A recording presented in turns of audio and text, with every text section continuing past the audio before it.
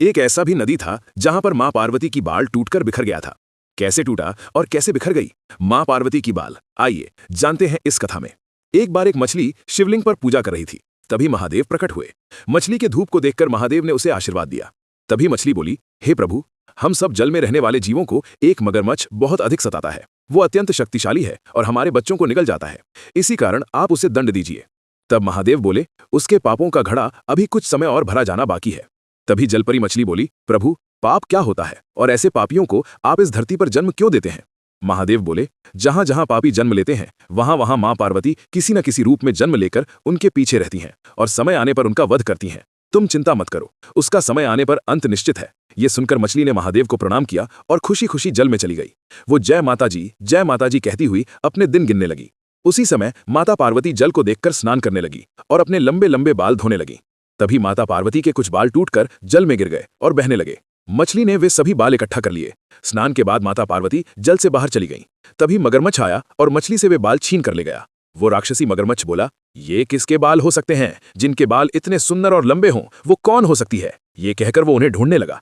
तभी मछली बोली, अरे पापी, अपनी जुबान बंद रख, तुम्हारा अंत अवश्य आएगा। तुम अपनी ही मृत्यु को बुला रहे हो। ये सुनकर मगरमच्छ जोर जोर से हंसने लगा। मछली रोते हुए जय माता जी करने लगी। तभी माता पार्वती जल में प्रवेश कर गईं। मगरमच्छ उन्हें देखकर उनके पास गया और बोला, मैं तुम्हें खा जाऊंगा। इस जल में रहने वाले सभी जीवों को मैं खा जाता हूं, उसी तरह तुम्हें भी खा जाऊंगा।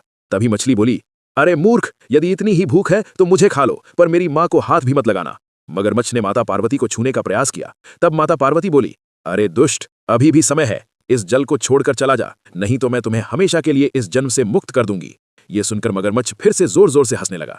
तभी माता पार्वती अत्यंत क्रोध में अपना शंख बजाने लगीं और डमरू की ध्वनि से उस राक्षस के कान और आंखें खराब हो गईं।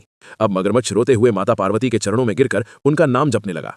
तभी महादेव प्रकट हुए और बोले, तुमने कभी अपने बल का उपयोग कर निर्बल जीवों के बारे में नहीं सोचा और दूसरों को दुख पहुंचाते रहे। इसी कारण तुम्हें यह दंड मिला है। अब तुम किसी भी जन्म में इस संसार को न देख पाओगे, न किसी जीव जंतु की आवाज सुन सकोगे।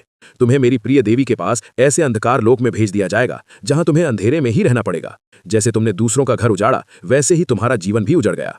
तभी माता पार्वती बोली, अब तुम इस अंधकार लोक में रहकर अपने पापों का फल भोगो। किसी भी जन्म में तुम न इस संसार को देख पाओगे, न किसी जीव जंतु की आवाज सुन पाओगे।